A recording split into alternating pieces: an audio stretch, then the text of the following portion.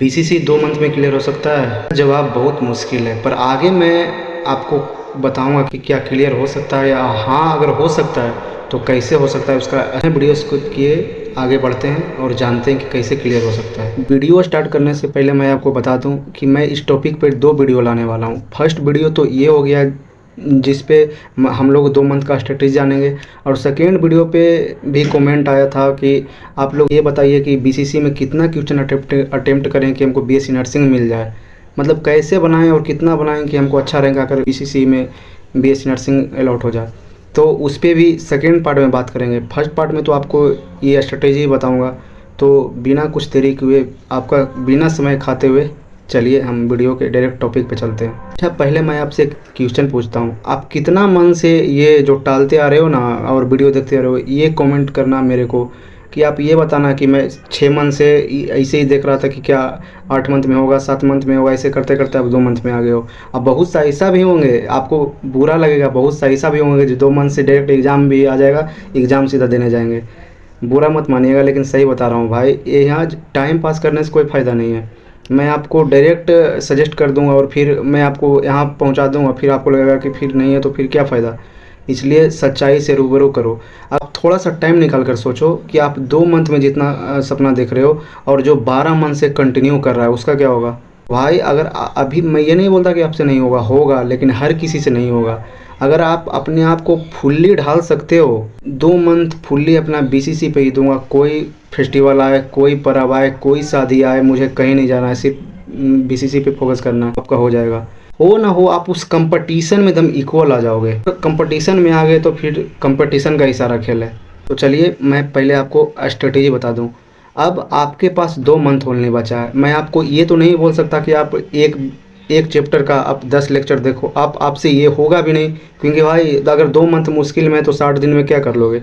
इसलिए आप वो तो आपसे पार लगेगा नहीं, इसलिए आप नॉर्मल अब हर चैप्टर का 1 शॉट लेकर चलो, 1 शॉट देखो और उसके बाद जस्ट एक बार रीडिंग मारो। जो होता है एनसीईआरटी होता है, आपके पास एनसीईआरटी फिंगर टिप्स था, आपके पास जो होगा जो उसका पीवाईक्यू करो और एनसीईआरटी लाइन टू लाइन पढ़ो।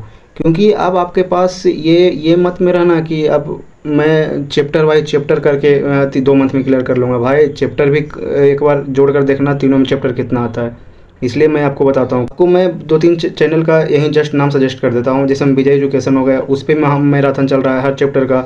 आप एस्पेक्ट विजन पे जा सकते हो। अगर ये सब में नहीं जाना है तो आप मेरा मानो जिसे मैं फॉलो करता हूँ, पीडब्ल्यू नीट एक हिंदी माध्यम पे चल जाना। इस पर आपको 4 से 5 घंटा में बायो में ऐसा भी हुआ है कि 2-2, 3-3 लेक्चर, मतलब एक टॉपिक में हो गया, एक लेक्चर में हो गया, 4-5 घंटा लेंगे आपसे वो कर देंगे। तो भाई उस वैसे ही करो। एनसीईआरटी लाइन बाकी अभी फिजिक्स का चल रहा है, एनसीईआरटी बायो का कंप्लीट हो चुका है, शायद अभी फिजिक्स का चल रहा है। मैं उन्हीं का फॉलो करता हूँ, आप भी हो सके तो उनको फॉलो करना। मैं आपको चैनल का नाम बता ही दिया हूँ। बाकी आप जितना ये टाइम पे ना, आप जितना ज़्यादा पीवाईक्यू करो। और टेस्ट देने का आपके पास तो मैं आपको 5 वीडियो बना चुका हूँ इस पर। टेस्ट देने का भाई आपके पास चैट जीपीटी होगा, आपके पास जेमिनाई होगा, उस पर चैप्टर का टॉपिक डालो और लिख दो कि मुझे ये चैप्टर का 20 क्वेश्चन भी दे दो। वो आपको एआई का यूज करो अपना पढ़ाई में, बहुत फ़ायदा करेगा। और आगे आपके पास बुक है तो सीधा बुक से करो, अगर नहीं है तो भाई आपके पास मोबाइल है ना, मोबाइल का सही उपयोग करो। रील देखने की बजाय या स्ट्रेटेजी देखने की बजाय हर मंथ में चेंज कर करके आप थोड़ा उस पर काम कर लो। NCERT 1 shot, NCERT plus PYQ कर लो, आपका सिलेक्शन पक्का है। अब भाई ये मत करना कि दिखावा नहीं है। अब ये नहीं कि चलो आज मैं पढ़ रहा हूँ फिर कल इसको याद करूँगा, ऐसा वाला है। आपको कंटिन्यू उसी पे देना ही पड़ेगा। तो एक सच्चाई पहले भी बता चुका हूँ कि आपको यहाँ पे किसी का कंपटीशन से नहीं कर हो रहा है, आपको यहाँ पे नीट से कंपटीशन हो रहा है। आज या कल तो आप मेडिकल कॉलेज में ही जाओगे, तो उस टाइम अपने क्लासमेट से बात करके बताना कि क्या आप बीसीसी का स्पेशल तैयारी करते थे या नीट के थ्रू आए थे। मतलब नीट 2-3 बार में नहीं हुआ तो चलो ये भी मिल जाए, वो भी बढ़िया, ये चक्कर में है। मैं आपको बिना कटिंग के सच्ची रियलिटी बताता हूँ। यहाँ पे बीसीसी का कोई तैयारी करता ही नहीं है, नीट वाला ही है। अगर आप कर रहे हो तो भाई बढ़िया से करो, क्योंकि आपको नीट से कंपटीशन है। कि शॉर्टकट में वो बोलूँगा, 1 शॉट का सहारा लो और रिवीजन मारो। और बाकी रहा बुक का बात, भाई हैं जिन्होंने बोला था कि मेरे पास बुक नहीं है, तो बुक का आप क्या करोगे, स्टोर पे जाओ, एनसीईआरटी बुक सर्च मारो, आप से लेकर 12 तक आ जाएगा, और बोथ मीडियम, दोनों में मीडियम में आ जाएगा।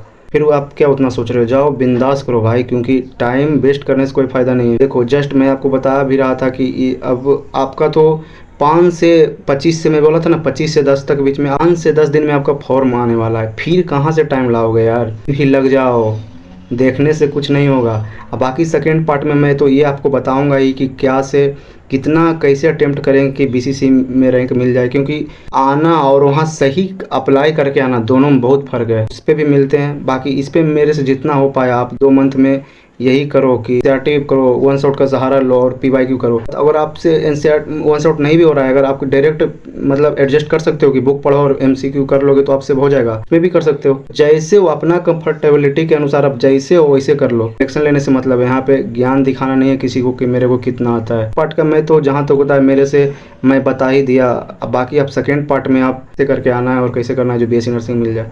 बाकी वेट करिएगा, मौज में रहिए, पढ़ते रहिए, बिना प्रेशर के पढ़िए और सिलेक्शन लीजिए।